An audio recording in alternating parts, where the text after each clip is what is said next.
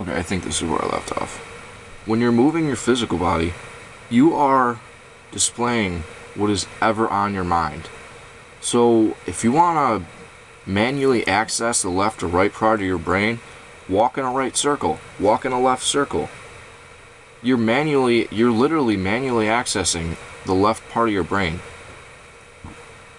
When I sit there and do nothing, like I sit there just and really think inside myself, I start to twitch a little bit because my brain is moving the physical body without my physical body needing to do anything. Once I strengthen both my physical body and my mental body, my energy body, when I'm at the gym, I can really I'll close my eyes and I can feel not only my physical body, but I can see kind of my energy body as well. Eating. Okay, when I started eating differently, I did not get any stomach aches. I can't tell you how long I haven't gotten a headache in, because headaches are just, they're for fast-minded people, I guess you could say. Once you start to slow down your mind, it's a lot simpler to control things. It's kind of like, how can you go 100 miles an hour if you haven't even gone 20 miles an hour, you know? Eating. I like to taste my food, honestly, you know, in portion sizes. If I sit there and eat, my body will tell me that I cannot physically eat anymore. If I'm sitting there chewing my food, my body's registering that, you know, I'm eating food, you know, it's starting to digest, and I'm chewing it into a paste so that my stomach doesn't have to do any more of the work. You know, I've already done the work in my mouth. And what you eat really does affect what you think and what you do, because if you think about it, whatever you put into your body, that is what your body is breaking down to put into itself to actually do whatever you need to do. And if you're not giving it the right nutrients, or you're not working out physically, or you're not doing what you need to do, you're not gonna ever reach the level that I'm at. Drinking. When I drink each swallow like 60 seconds. This gets my body prepared for water. If I just gulp that water, it's going straight to my stomach. I could drink 2, 3, 4, 5, 6 bottles of water within like 5 minutes. That would hurt the shit out of my stomach, because I'd be like, oh fuck, why did I drink that much water? That's not good. You need to maintain a balance. You know what I do to check the water content in my body? I just go like this. This is my gas tank right here.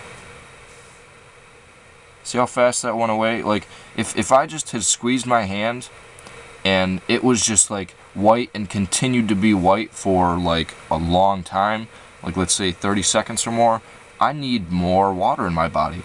My red blood cells are pooling faster together in my hand to show me that I have a good water content in my body. Now, what if it just stays yellow? Then guess what? Your blood is kind of like a syrup. It's just like blah, goes really slow. But this is how I check. It's like my gas tank right here. Just to make sure, just go like this. It's very simple. Another thing. Let me see. Thinking. When you think super fast, or you drink caffeine drinks, it like puts you on a high, kind of. It's like a way of thinking. It's kind of like fighting your own demons, kind of. When you think, you have to think. So meditating is basically the physical workout. It's a mental workout. That's basically what it is. You're slowing yourself down. You're making yourself vibrate at a higher level. Certain people, when they see ghosts and apparitions and they see all this bad negative energy, they're vibrating at a certain level to where they're on the same level as that apparition or ghost or anything like that, or negative entity.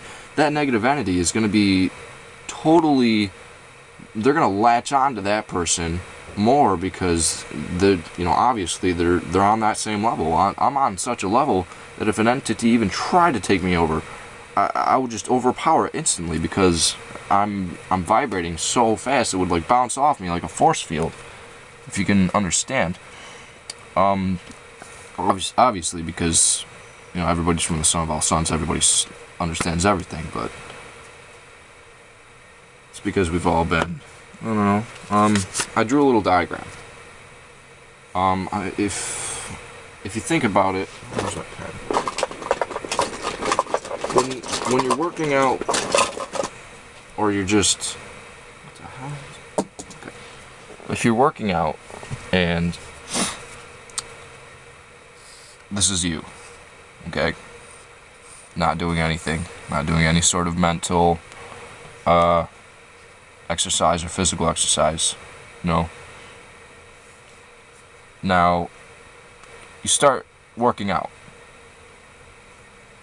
okay? That's working out. Now, to every opposite, there's gonna be an opposite.